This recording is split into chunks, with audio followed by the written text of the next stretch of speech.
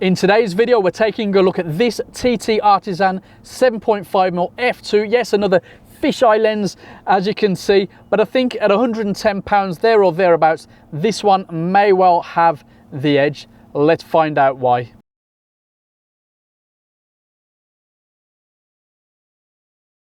Let's see what we get.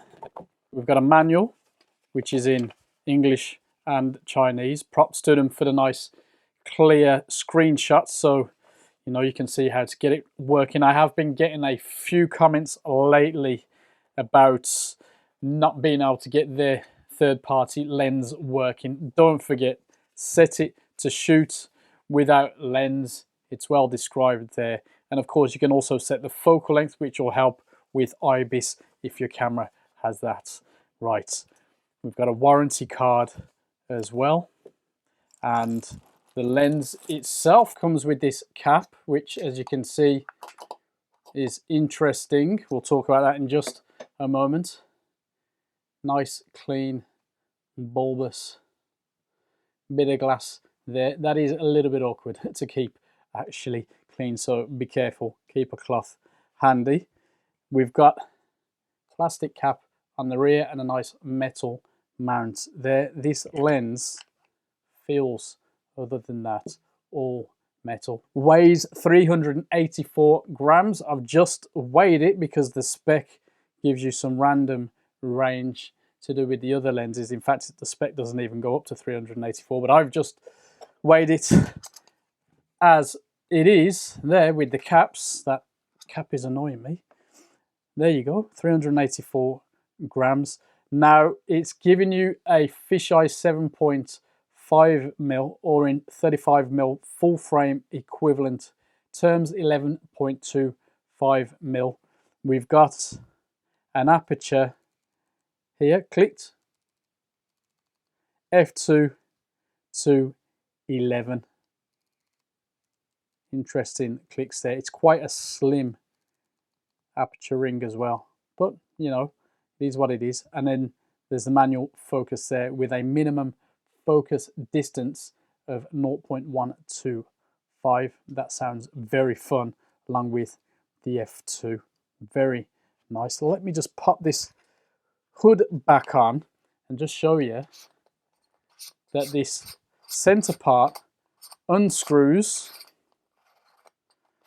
eventually to reveal basically that, which is apparently designed for full frame shooters to get a circular fisheye image if they want. So it's basically a defunct feature for Fujifilm shooters, unless you've got any ideas out there. I'm not a fan of this hood, full stop, but we'll mention that in a bit. Now, something else that I want to talk to you about is what was in here. Now, according to the retail page that I looked at, you should only have one, but I seem to have two. And what they are ND filters. So this one is the ND64, and this one here, the ND1000. Isn't that cool? So we shift this out of the way. Now the idea is you install it, you'll notice this is designed a little bit different. So we clean it up a touch, drop it in, and then mount it so it's nice and flush. See, nice and flush. But that gives me 10 stops. So the ability to get some really slow stuff. We spoke about filters before. That's very interesting. So obviously that's not going to be something you're going to be swapping on the fly particularly quickly. But I think that's a really cool, really cool inclusion. Really cool. So we don't want to put that on yet, actually. Let's pop it out. I do like that. It's very nice. Let's see how we get on with it. So £110 for this lens with the funky hood. Seems like it could be very competitive. So let's see how it fares out and about. As always, everything will be unedited, straight out the camera and relatively random. So let's crack on.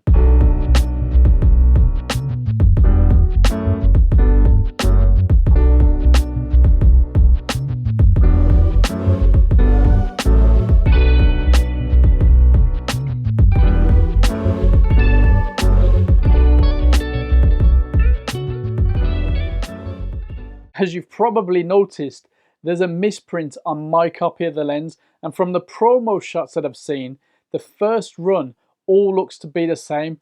I wonder if they've fixed it since. Let us know if it's on your copy.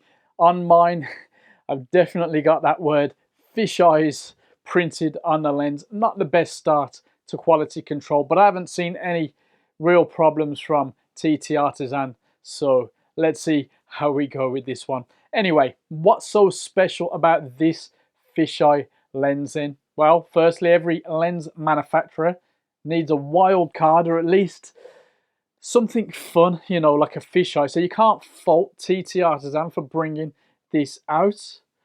But I think they've gone a step beyond. You're getting an f2 instead of the usual 2.8. It's a fatter, chunkier lens. To be fair, the alternatives out there aren't poorly built either, but there's a couple of pros for you.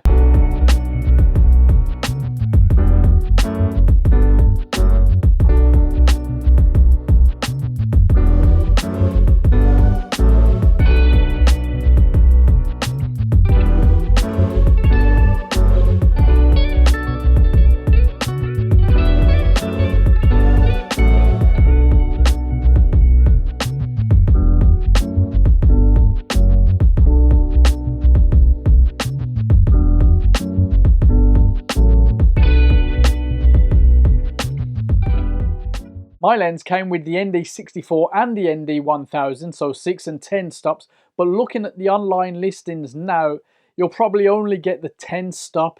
Either way, it's a very cool inclusion to the overall package, and while they're not perfect, I think they're very usable. It was quite a pleasant surprise, to be fair. While I'm not a fan of this hood, you know, it just doesn't feel secure enough for me.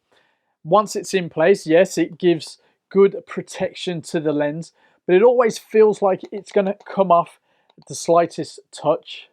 And us Fujifilm shooters don't need that circular screw-in piece either. I figure that's for the E Mount full frame shooters, but you know, to keep costs down, I suppose they produce them in bulk and, you know, use them with every mount they put out and have done with. That's fair enough.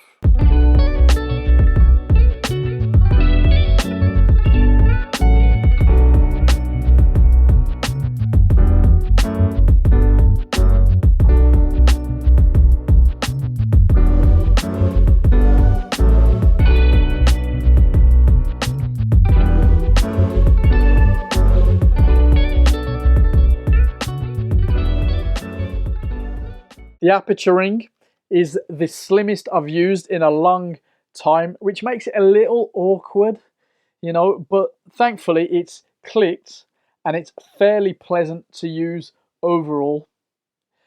Moving forward, the manual focus ring moves very smoothly. It's quite slim again, but it's not a big deal for this focal length. You don't normally need to focus quickly on the go with a fisheye lens, or rather you don't usually need to mess about too much with focusing, especially as you could just stick it to infinity and f8 and forget about it, as you'll hear me say on a lot of fisheye videos. I've probably said it too many times, to be fair. Anyway, the ring is perfectly fine, does the job, and is well marked. Oh, and it actually stops at infinity as well, for what it's worth.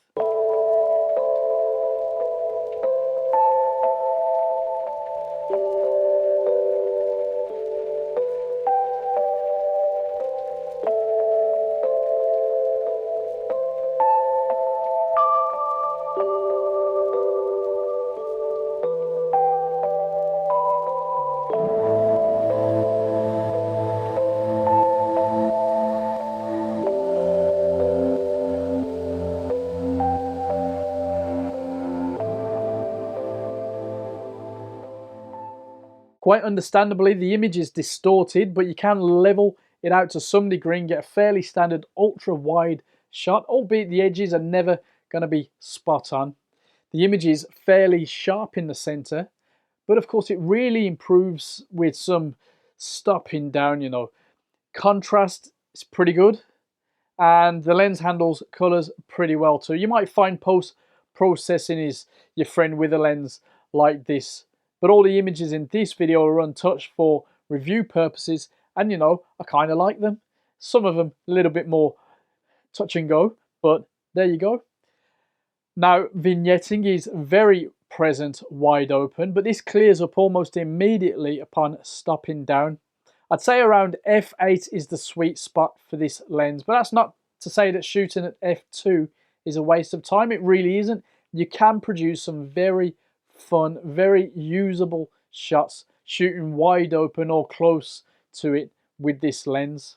You're getting a 0.125 meter minimum focus distance, which is very welcome, and coupled with that f2 is actually very fun to use. I think I've said very fun too much now, but you get the idea. For what it's worth, yep, there's a bit of focus breathing, but really for this type of lens, it doesn't matter, at least for me. Fisheye lenses are more for, I'm going to say it again, aren't I, a bit of fun, or for that one or two impact shots, rather than the critical video shooter, unless you shoot stuff like skateboard, music videos, for example, in the 90s. But, you know, even then, I think you'll be happy with this lens.